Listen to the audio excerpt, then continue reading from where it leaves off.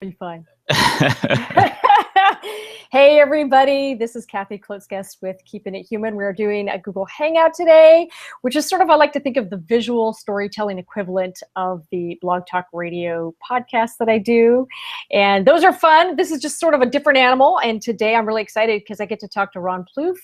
And I got to talk to Ron about a week or two ago about storytelling, and can't wait to talk more with him about storytelling and also content marketing today. He is the founder of StoryHow.com and the creator of the StoryHow pitch deck, which I think is fabulous, and we'll talk a little bit about that today. He actually started out in the world of high tech as an engineer. I think that's really fabulous, and moved over to marketing and worked for Epson America for a number of years. Not Epsom salts, different. Epson America, we have to be clear about that. Different experience. So welcome to the Hangout, Ron. It's great to hang with you. Thank you, Kathy. This is great. Yeah, no, I love your journey. I want to start there. How did you make the journey from engineering to marketing, and because that's such a fascinating place to be. Tell us about it. Well, yeah, I mean, I do have a degree in electrical engineering, and I have worked my way to marketing. But I really think that the constant through line through this is I've always been a storyteller. It doesn't matter what job I've had. Yeah. I've always used storytelling to explain things or to help make connections with people. But yeah, I mean, I have that very I do have that very analytical brain. I do tear things apart, but then I also have that, I have the right brain too. So I do try to use both of them, and it's been exciting. The fact that storytelling is the through line, it is what connects all of my jobs to create my career up to this point. Yeah. But that's where I am. I love that you say that, because it's funny. Every now and again, you have to check in with yourself, and we look at the labels that we self-identify with and how we describe ourselves. And it occurred to me a few years ago, yeah, that was a common thread for me. I went, whether I'm on the stage, whether it's an improv show or I'm working with a client, it's storytelling. That's really what it is at its most basic. That's the common thread through everything. And if you're a content marketer, you're a storyteller too. And that's something that, I know is near and dear to your heart. Yeah. One of the things that I was really excited when I saw the social platforms start to grow up and starting to allow people to create content and break away from broadcast and in the 30-second spot or the column inch in terms of advertising and things like that. That before it used to take millions and millions and millions of dollars in order to get your message out. With these new social platforms, everything changed. And what I saw was an opportunity for people to create better content, right? Rather than having to squeeze it within those parameters, that they could create longer form, shorter form, but better content. And that's why I really like content marketing, trying to come up with content that your customers would they'd probably pay you for, right? Yeah. Useful, helpful content that rather than, we are the best, we are the greatest, we are the world, rather than that type of content. Start singing. Oh wait, no, copyright. Yes, exactly. Yeah. A DRM takedown notice or something. Yeah, no, it's so true. That's such a really great point. It seems like the maturity of a lot of the different platforms are there, and that fundamentally everything should be about storytelling. And I'm curious from your perspective, because you've been doing this a while. What are you seeing? What's working well with content marketing when it comes to storytelling, and what's broken? What's not working? Well, I do think that we're starting to see better content. I still think we have a long way to go.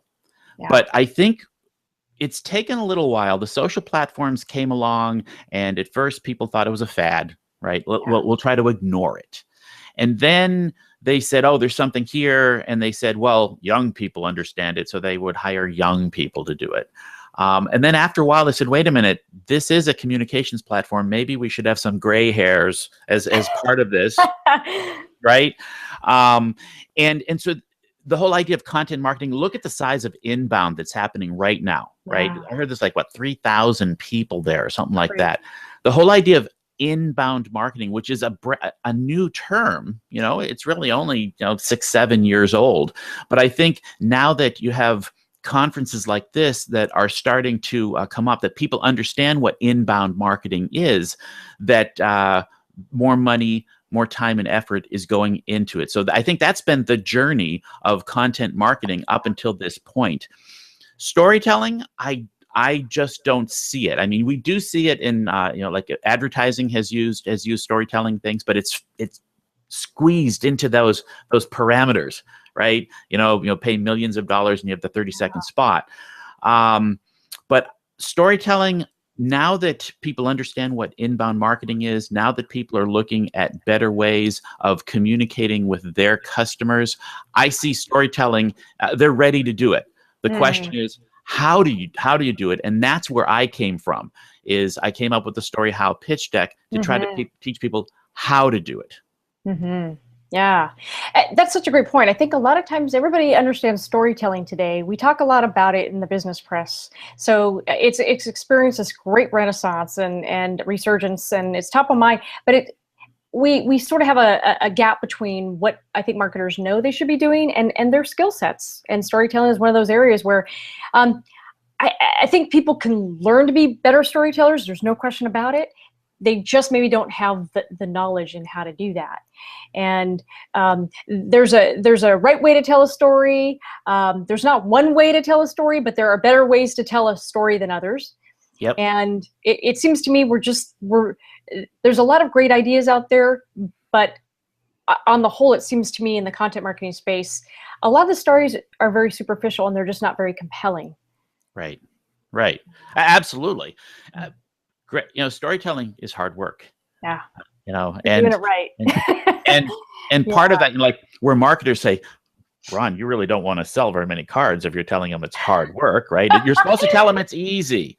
Well, I mean, I think it gets easier, but it is hard work. It takes you a while to figure out, how do I want to put this thing together and what connection do I want to make with people and things. I remember, I think on the call that we had last time with you, is you were saying, you said something about you love when you see a story that looks so good because you know how much work went into it. Yes. Right?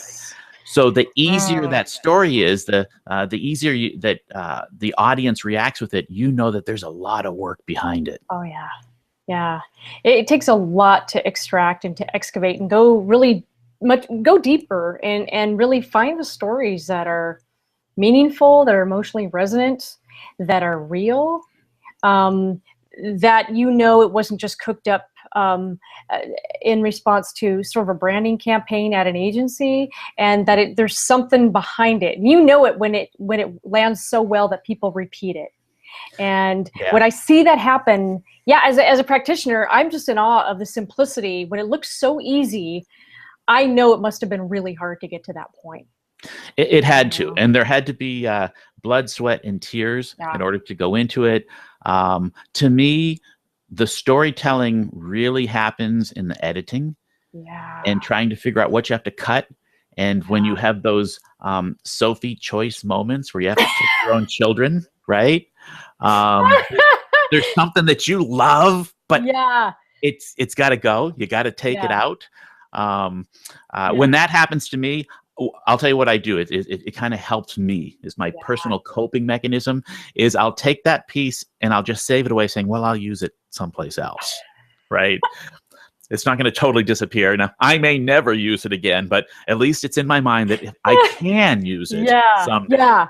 I broke up with somebody, but I'm just going to keep the phone number. Because you don't know when, you might call it. And it's funny that you say that. I think that's such great wisdom, because it's really about not falling in love with your words and falling in love with the way that you describe things. Because part of the wonderful nature about being a storyteller is you'll talk to somebody and they'll express it in a way you hadn't thought about. And it's really powerful. And you think, the way that they said it is so much more clear.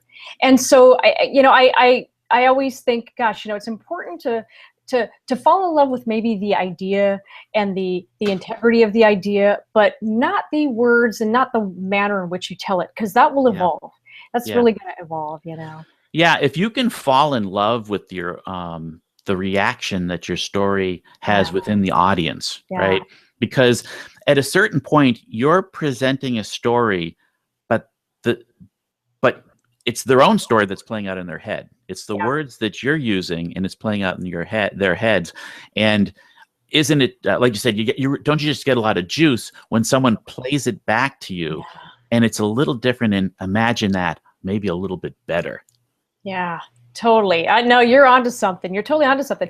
Well, let's talk about your pitch deck, because I love that you did this. I think it can be so helpful for people who maybe they have a sense of what a story could be, but fleshing out all the pieces of story and understanding what an arc or a narrative structure might look like. How did you get started thinking about the pitch deck? I have a friend of mine that I talk to for the past 15 years. We talk every Monday morning, and he's on the East Coast, I'm on the West Coast, and we just have a coffee, if you will. Yeah. And that he was putting together a presentation. Now, it was an engineering presentation, so I know his industry, and he was reading all of the books, so he was reading Presentation Zen by Gar Reynolds, or Resonate by Nancy Duarte, and he was saying that because he was trying to put together just a good presentation, and then he came to a point. He goes, "But they're telling me to tell a story, and I don't know what that is." And it was the information that was being presented to him, almost sort of like, well, everybody knows what a story is, so you should be able to do it. And he didn't know how to do it. And so I rattled off what I thought his story was, A, B, and C. And he says, "How did you do that?" And I said, "I don't know. It's sort of like asking me how I breathe. I don't know. I mean, I just do it, right?" Right. Well, that gave me the thought saying, wow, that there are people out there who believe in story. They want to tell stories, but they never they figured out how to do it. So I actually spent a good 6 months to a year trying to describe how I breathe. Wow. I love that concept, and I love that you actually broke it down into parts that you use, and then you tested it. I think you said to both Brian and I on another hangout, I think you said that you actually then went through and did it yourself. You ate your own dog food, and you tested it, and I think that's great. Yeah, absolutely. The other thing I wanted to do is I wanted it to be, I thought about, well, maybe I'll write a book. Well, there's a lot of books out there. And then I thought about, well, I guess it could be an app. Yeah, but then it could be an app. But I finally said, what if I came up with a physical deck of cards that someone can use solitaire style to develop their own, or is there a way that they could even use them in a group by passing them around? And as I started running these ideas past some of my friends, they were like, yeah, ixnay the book. Go with the cards, and that's how it came up. And so the story How Pitch Deck, it took me a while to finally come up with what I had, but essentially, like most decks of cards, it has 4 suits. Yeah. And the 4 suits, and there's 60 cards, 15 in each suit. And I have 3 elements of story. There are roles, there are events, and there are influences. And then the 4th is are techniques, and techniques that you can use to move the first 3 around. Use those, and they should be able to help you craft a story. I love actually the concept of decks, because I laugh saying this. It's kind of old school, but it works. It's, the fact that it's portable and you can keep it with you. And, I was playing with the deck. I've seen the deck. It's just a lot of fun, and they're really effective, everybody, if you get a set, because they work. And, it's just that having that tangible thing to remind you can be just really powerful. And I love that you didn't do the app and you didn't do the book. And I think how much content there is out there that people already aren't maybe using, but having that deck, that physical card in front of you, is such a great concept. Thank you. And I'm just excited to see how people are using them. Yeah. You create this product and you release it out into the wild, and then you hear what they do. And so like I have one friend of mine that said that he was putting together a presentation and he was stuck at a certain point and he pulled out the decks and he knew what he was going to do. Someone else talked about writing an article and they needed just a different angle, and they used the cards and they came up with a different angle. So you can have anyone from just a raw beginner who's trying to figure out how to write stories, or you have a seasoned storyteller even can use them and say, oh, that's just to spark that idea. Yeah, definitely. I mean, one of the things that and I'm sure you feel the same way. It's like, as a storyteller, you're never done learning and growing, and you're still educating yourself. And I still take workshops. I still, after years and years and years, because there's always something new. There's always a new way to see something. There's a new framing to be had. And anything that lets you see something in a different way is fantastic. Yeah. Yeah. I'm curious, anything surprise you in the way that people are using them? Have you heard of anything that you went, wow, I didn't think about that, but cool? Well, I was doing an interview once, and the guy said, and I've been using your flashcards, and I had never thought of them, never thought of them as flashcards before. But as someone who's a content marketer, I'm saying I need to pay attention to that term, right? I wouldn't use that term, or I haven't used that term.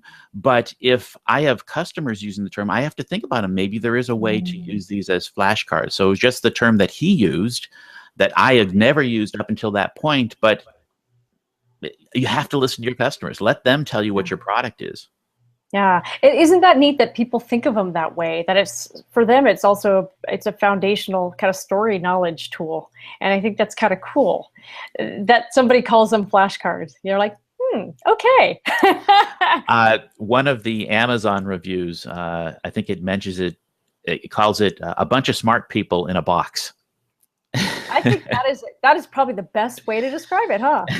Yeah, I love that description, and that's what's so great about, as a storyteller, seeing your product out there. To your point, is I find that the words people will use to describe your product is often better than what we can describe ourselves as practitioners. I think it's always better. Yeah. Because people are using your product a lot more than you are. Yeah. That you're selling your product, but they're using it. And so finding out how they use it, they know more about your product than you do. Absolutely. And that applies to content marketers too. I think one of the things that, and if it's using, your flashcards, I'll say, or Smart People Box or some other tool, it seems to me I think what's missing in content marketing today is, even if we are seeing more stories, it feels like that echo chamber effect is happening, where I don't know that they're going out and talking to customers and saying, does this story resonate with you? Right. Is it working for you? So it seems to me a lot of the stories not only are superficial, but then we latch onto a story and maybe we should retire it or change the story. But content marketers have deadlines. And this is where the reality and the fast-paced nature of content marketing sometimes, and story, and the product life cycle of a story just doesn't work well. Yeah, you're right. Yeah. I think probably one of the biggest inhibitors to story as a practice in a company would be management. The ability to accept it. You're right. You have product life cycles. We have deadlines and things like that. I think that if you are going to take story or take content marketing seriously, bring it into your organization, you have to rethink the time that people are spending on their various tasks. Yeah. So rather than saying, all right, we're going to now add story onto your responsibilities, there are some things we're going to take away. Maybe some of the traditional stuff that we don't think works anymore, or we're gonna limit that. So if you're going to be moving your budget around and moving things to content marketing, we're not going to add extra work for people. It's going to be a different type work, but that has to come from management. And that's one of the biggest inhibitors, I think, to bringing story-based marketing into an organization. I think you're right, and it also feels like story gets the short shrift. It becomes I love seeing all these conferences that are top of mind now, where everyone's going, "Yay, content marketing, storytelling, yay!" And it's a party, and it's great, and I think it is important. But it seems to be missing in practice that a lot of times the people then who are writing the stories, to your point, maybe don't have the support they need, maybe not the skills, maybe not the knowledge, maybe they don't have enough freedom to tell the story in their own way because they're bumping up against the corporate story and how people feel about that. Because it seems to me, again, and I've said this before, I think we've just scratched the surface of what great content marketing storytelling could be. Yeah. What's your thought, and where do you think it needs to go? You had just mentioned that they don't have support because in order for story to happen, you need to rethink some of the things we believe about marketing. Yeah. The best stories have something bad happen in them, right? Yes. And yes. In marketing, we don't like to have anything bad happen. It's perfect, right? But perfect is the most boring story. Yeah. Right? Yeah. Perfect is boring. It's boring. No one cares about perfect. And it's not realistic. It's not realistic. It's not realistic. And so what's really funny, and I think that we're starting to see this. We've seen this as content marketing has grown up, that people are now starting to see, okay, yeah, I definitely see that I talk to people differently outside of work than I do within work. Yeah. And that the things people are interested outside of work, the things that go wrong, the interesting things, the things that are funny. Is there a way to talk like a human inside of an organization? I think they're starting to see, yeah, okay, we have to do that. All right, we don't need to do the boilerplate press release type thing anymore. We're the world-class organization, and we're a thought leader. I hate thought leader. We're best of breed. Yeah. Best of breed. We don't need to use those terms because no one talks that way. No. They don't. No one talks nobody. That way. Yeah, nobody. No, I can't remember the last time somebody asked me for a recommendation and said, "And please, Kathy, make sure it's a best of breed thought leader." That's nice.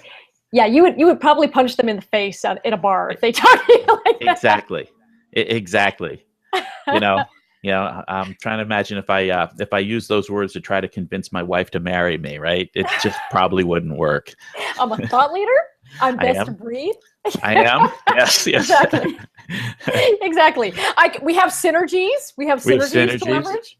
Yeah, no. It is funny that the world of storytelling still feels a lot like that. I think it's getting better, but it is interesting to your point. And I've said something similar in a slightly different way, but it is that marketing is obsessed with tying everything up with a little perfect bow, to your point. And it's not reality. It doesn't work like that. It's messy. Life is messy. And painting your product as the perfect solution that would cure everybody's ills if only they had your product. It just seems, I think people are really trying with storytelling, but it just feels too manufactured. And I think that's the disservice where it bumps up against being human. It just feels like it's so manufactured. And it makes me wonder if content marketers ever really talk to customers. How does that story land for you? Like if we were actually going to go and do a campaign, you'd want to do a beta test with some of your best customers. And it seems to me, do content marketers ever go back and ask some of their best customers and say, look, tell us the truth. Does this work or not? Because it doesn't feel that way. I don't think they do. I don't think they talk with customers half as much as they should. And, we're trying to figure out, is there a way to make this scalable? I think that's like one of the big words. Can you make it scale? And I don't know. I actually don't know if you can. That might be, we might be barking up the wrong tree. This might be something you can't make scalable because you can't talk with all of your customers, right? But maybe you don't have to. That you do have your best customers. We know who they are. I mean, on the B2B side, the reason I love B2B as opposed to B2C is you know who your customers are. You know them, and they know you. So if you have your best customers, what about your best 10 customers? Exactly. They love you, but they'll also tell you, you know, like your best friend, only your friends will tell you have bad breath, right? So they'll tell you. Gum, or it's passive aggressively. Gum, like some gum, like some gum. There you go. So that they'll tell you what's wrong with your product or your service. They'll tell you these things. And what if you only talk to them, right? You don't have to talk to everybody. Exactly. Because your best customers are probably going to be able to talk about the things or the stories that they need to hear that will be more scalable to the rest of them. But your point, why not talk to them? Yeah. Imagine that, talking with a customer. Yeah. I think a lot of it is going back to the issue of deadlines and cycles and content marketing cycles, and the way that's so schedule driven, it doesn't allow for a lot of feedback and participation from and an invitation to co-create with your best customers. And I think that's to me, that's one of the big holes of where I see content marketing.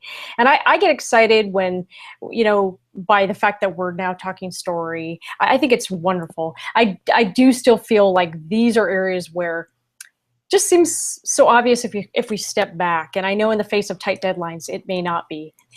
And I think that's where stories could really be made so much better.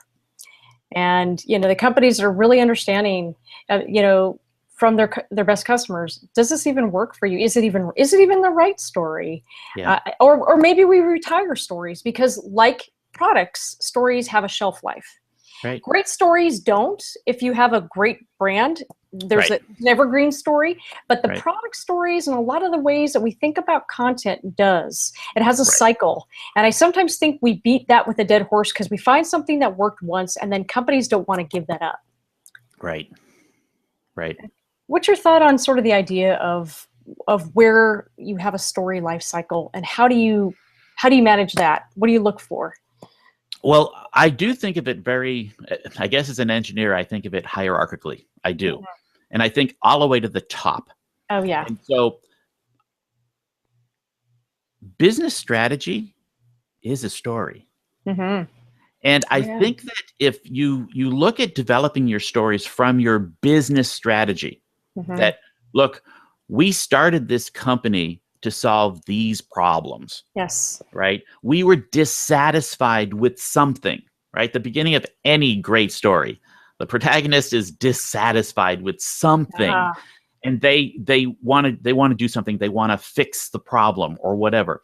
And so they went out and they got investors, and they had beta testers, and they honed their product, and then maybe they went out and went for sale. Well, out there, they started identifying a bunch of different stories, right? Maybe there was the original story on who they thought their market was. But then they eventually found out, oh, no, our market is elsewhere. So if you start thinking of those, you have products that are serving very specific people who are also dissatisfied with the solution. That's why they're buying into your product. To me, you now have a bunch of little stories that some of them are evergreen, that the beginning, that dissatisfaction is the part that never changes. But then as society evolves and technology evolves, you're right, some of those are going to be sunset because the technology stops working. It doesn't make sense to have it anymore. But then new stories come up because there are new needs or new things that people are dissatisfied with that need to be addressed. Yeah, no question. And you and I both know that storytelling is not a marketing function. It starts internally, and it's very much at the highest levels of the organization. It's culture. It's really culture. And one of the things that I see, and I'm curious your take on it, is And I've talked to people and I've met people who are struggling at the content marketing level. And a lot of it is buy-in. And then when you talk to them a little bit more, you find out that it's a very interesting phenomenon. They're being asked to create stories and content for customers, and yet they're living in a world and in an organization that is not a storytelling organization. So there's a disconnect oftentimes where, look, Kathy, it's my job, I got to go do this, but I'm working in an environment that doesn't understand storytelling, that doesn't give me leeway to tell the story, that doesn't quite understand that the story that we have to tell externally should darn well match what we say internally. And they're feeling like they've been given a job as an outside function with no connection back to what happens internally. And when I hear that, and I suspect it happens more and more than we think. Yeah. Where do you start to heal that? Because you and I both know that starts top down. That storytelling mentality is a top down thing. Yeah, it does. I think that we're getting better, right? I think that the whole idea of content marketing, of inbound, we talked about, it's so much better than it was before. Yeah. I think that there are, of course, the stalwarts, right? There are the people who aren't going to change, but at least there's now more and more evidence of this stuff happening. You start to, one of the things I think can really help people understand, especially a manager who might be resisting this, is you start to show them some numbers.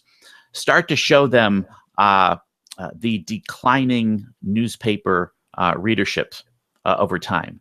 To watch how advertising as a revenue source to media companies is plummeting, and only about 1/10 of it is being replaced digitally. So what will convince managers is follow the money, see where the money is going, and seeing how content marketing can really help start to fill that gap. The question is, you're not using other people's channels to do it, you're using your own channels. And how do you build an audience on your own channels if all you're going to be doing is throwing press releases at them or marketing materials? But there are still going to be the people who won't get it. I mean, look, there are the, if you look at the crossing the chasm, you have the innovators, the early adopters, the chasm, right? Then the early majority, the late majority, and the laggards. There's always going to be the laggards. And if someone believes in content marketing, believes in storytelling, and they work for those companies, look for another job. Yeah. Yeah, and sometimes that's the reality of it, is that there's no way to do your job effectively if the support in the infrastructure isn't there internally. And there's so many great examples of organizations that are storytelling organizations, and they do it well, and they really believe in it. That, I think you're right. I think it is getting better, and I think more organizations are asking the right questions. They're trying to get there. At least they're looking at it, I think, in a way that opens the door to change. And it's a very interesting time. I think you and I both talked about this at another hangout, where in B2B it's still a little slow on the content marketing storytelling kind of front. What changes would you like to see for B2B storytelling? Well, I actually find that when I've talked with B2B folks, it's so much easier to convince them to do storytelling. I think it's easier. But again, I think it's easier because you know your customer, right? You know the customer. And that, the best way to be a storyteller is to know your audience. So they know the people. There's this bias, though. I think that people say, oh, because it's B2B, you can't. And so the first thing that I do is I just try to take it right off the table. If you look at somebody, right, and you say, well, thank God you're B2B because that's so much easier. And they go, huh? Right? It's not defensive at all. I'm just saying that no. And you start, tell me about your best customer, right? How do you know them? What do they buy? How long have they been with you, right? How are they, the best businesses take care of your customer's customer, right? And if you think through that and you can understand what your customer is doing for their customer, you now have a whole bunch of stories, and then they just light up. At that point, they say, oh, well, this happened, this happened, this happened. I said, great. Why doesn't anybody know that? That's your story. Mm-hmm. And so to me, it's easier to take someone who's B2B and convince them that storytelling works so much better, because you're going to create such a niche piece of content. It's not going to work in a Super Bowl ad, right? Because you have such a small audience. But imagine if you could just create something that's useful to that tiny, tiny audience. Mm-hmm. That's all you want. You don't need a big audience. You need the right audience. Yeah. Yeah. No, it's micro stories, and the same principles I think of good storytelling apply in B2B as they do B2C. We just need to think differently about it. It's virality doesn't really help you if you are not connecting with your customers. So, Yeah. Who are your customers? What are their needs? Are you talking to them enough and saying, really, does this work? Does this not? Is it hitting that sweet spot or not? And we are seeing it change. I admit I'm impatient. I'd like to see it change quicker. Yeah. Because I think it really is a mindset. This idea that, well, we're B2B, it's different. I don't think it is. I think the same rules of storytelling apply to B2B, and they always have. It's a mindset thing, and that's what needs to change. It's not that the rules of storytelling are ever different, I think. No. It's that I think the walls are finally coming down because you have more executives saying, yeah, you know what, we should be doing this. We should be. And I think the best B2B companies are learning from the really great consumer companies out there. Mm-hmm. And they're taking, notes from Hollywood and from great fiction narrative and going, you know what? Yeah, there's no reason we can't do this. Yeah. And think about some of the maybe some of the best CEOs that you've met, even for like a small, medium-sized business. And you think about the owners, and they get up and they speak. The best ones are just natural storytellers, and there seems to be some sort of artificial barrier where people say, well, that's different from my marketing, right? Why? I mean, if you stood up in front of the local chamber of commerce and had everybody in the palm of your hand while telling a story, why wouldn't you use that same thing in your market? Why is it different? Well, because it's not professional. Really? Really? So it's, to me, I just think that there's all of these preconceptions. Yeah. And what I've learned to do is just to attack, just to take a pin to each one of those balloons and go pop, pop, pop. And if you do it systematically, they have nothing left to say all right, I get it. Let's do story. Yeah, Ron's not going to be invited back to birthday parties. I'll tell you that. No, not at all. But no, I think you're spot on. It's interesting that you say that, because that's really what it comes down to. It's that if we're telling these stories inside the company, why the heck doesn't that match what we're doing outside? Why are there two different worlds, and why are they fragmented? And that's a really interesting point, because it's true. And I think the wall is coming down, but it is amazing how prevalent that mentality still is out there. Well, we can do it internally. It's okay to tell these stories internally. We just can't tell these outside. And my question to them is always, well, why not? Because isn't the goal of talking to your customers to be the company that you are, that employees know you to be on the inside? Shouldn't that company be the same, one and the same? Like, isn't that the measure of how I think together you are as a company? Yeah, absolutely. I mean, you start to see the more important things. You start to see like what makes a company tick. Yeah. You get to see their thought process. Sometimes we were saying earlier that the best stories or the best storytellers are invisible, right? That they've worked so hard that you really don't even think about it as a story, that it works really well. Well, the same thing is happening, is that on the inside of a company, if things are looking smooth on the outside, there is chaos happening on the inside, right? Yeah. There's drama. There's a lot of things going on inside the company, but for the benefit of the company. Yeah. That why wouldn't I show some of those hamsters on the wheels, right? And showing how hard we work to make our clients successful. Yeah. And so Is it messy? Like you said, life is messy. Yes, it is. But people get that. We totally get that. We don't think that everybody's sitting around in their air-conditioned office with their feet up, eating bonbons and watching Oprah, right? We know they're working hard. So why wouldn't we show that?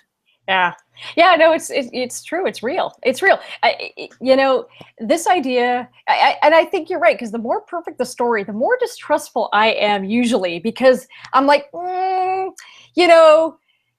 heaven's pretty awesome, and I'm pretty sure heaven probably only has a 94% approval rating. There you go. Nothing's 100%. It's like if there's no reality, if there's no crack in that bubble, it makes me think, what are they hiding? Are they being honest with me? And I think some of the best stories are really, you're right. It's, look, it's not perfect here. We don't know where we're all the answers to where we're headed. We do have a vision.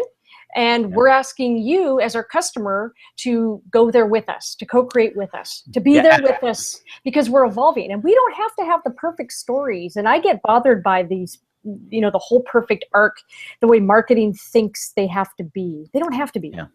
Yeah. I remember about, it was over 20 years ago.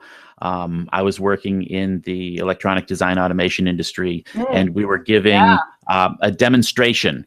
So there were like 15 or 20 engineers in the room, and they're all sitting around the computer screen, and I didn't think it was. I'm sure it wasn't on a projector. It was around a computer screen, and the applications engineer, she was there, and she was giving her demonstration, and of course you have the salespeople in the back of the room. They're sitting there like this, making sure everything goes well, and someone asked her a question. So, does your product do this? And she says, yeah, but not very well. Now, the salespeople are freaking out. She just said that our product didn't do very well. However, a few minutes later, someone asked a question, how does your product do? And she goes, oh, we do that really well, right? And the thing that I learned right back then was that she grabbed credibility instantly, right? And it didn't matter. That people weren't going to say, oh, it doesn't do that one little thing well, She also said, we're working on it, but I'm telling you, as of right now, it's not there yet. So she actually added drama into the room, because the salespeople only want to hear that positive thing. The marketing people only want to be all positive. Oh, yeah, well, yeah, we do that. Or grin and bear it. Yeah, we do that well. But she wouldn't do that. And what I noticed was this instant credibility. That if she was saying that everything went well, there was nothing to listen to. But of the things she did say well, people say, okay, well, that I have to believe her, because she told me that something else didn't do well. There was contrast there. So honesty. Honesty is always okay. I'd love to see more failure stories from B2B. I'd love to see more, hey, things aren't perfect, we're working on it. I'd love to see more, hey, we're evolving, we don't have everything figured out. I'd love to see, and I know you and I talked about this on the last hangout we did, the vulnerability. I'd love to see that corporate veil get pierced. And that's where I think B2B just really, you don't see a whole lot of that. And I think there's still a mentality that they somehow, there's a weakness there that you can't admit. And yet, God, how powerful would that be?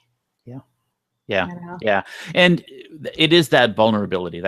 And I'm even thinking that might be step 3 or step 4 in getting people to it's sort of like, I don't think we should jump right into that one with them. They're definitely not ready for that. But how about at least talking about some of the challenges that you're working with, and then slowly expand their comfort zone to eventually saying, all right, I want to try something here. It was a couple of years ago. I was working with a company, and they had it was a cell phone app, and that someone wrote a blog post kind of complaining that it didn't have a feature, but it did have the feature. And so the company I was working with, they were saying like, oh, this is terrible. We need to go on and we need to set them straight. We need to put a comment on that blog post and set them straight. And my recommendation to them was, slow down, step back. And so I said, let's just see over the next 24 hours what happens. Well, a bunch of people went on and said, oh, no, it is, but it's buried under this menu. So I said, great. Now let's do this. Let's write a blog post on our corporate site and saying, we notice that people can't find this. It's hidden. Where would you like it to be? And at first he said, oh, but that would be admitting that we did something wrong. I said, you did something wrong. They can't find it. But why don't you open it up saying, where would you like this to be, and gather information from them? So to me, that's about it. There's another example, and it's one of my favorite examples.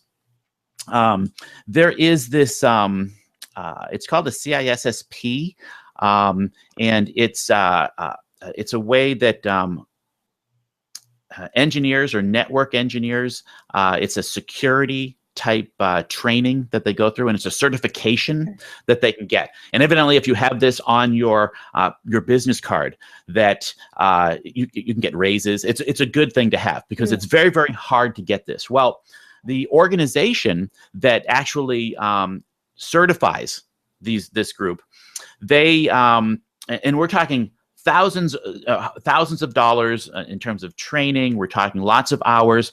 Well, they took a bunch of tests, and they let all the people that passed, they told them they failed, and everybody that failed, they told them they passed. Yikes. Yikes. A security company, right? Well, so at that point, the question is, what do you do? I mean, this sounds like a public relations nightmare, right? Well, I like to say, how would you like to know the SOB who's the head of PR? Well, I do know the head of that. I do know the SOB, the poor guy. And so what he recommended was, like, let's not write a press release. That's just nuts. What if we write a blog post coming from the executive director of this nonprofit organization and say, we screwed up. Yeah. We absolutely screwed up.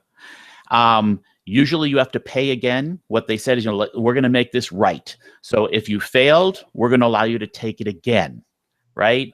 Do you know how many articles were written about this debacle? That many. Yeah. Actually, there was one that actually, it was an article that described it, they did it the right way. They actually messed up, and they fessed up, and then they made it right. Yeah. Yeah. Well, that's it, and if you are just very honest about what happened, it's a preemptive strike. There's really no news there. There is no news. Yeah. It's when you start hiding things, right? Yeah. Right. Yes. That's when the story develops that you don't want to go out. Right. And you don't, yeah. And that's the bad side of story, but it's because you made a really terrible choice. Yeah. Right. Stories happen in the choices that we make. And why don't you just come up? Look, show me someone in the world who has never screwed up. Right. Right. We'll cast the first stone. We'll do that whole thing. Right. Yeah. That when someone says, oh man, I really screwed up. Yeah. We get it. Right. I don't care who you are. Even if, let's say that there's someone that even you don't like, right? Or maybe a political figure that that you're not happy with or something, and they just say, oh man, I messed up.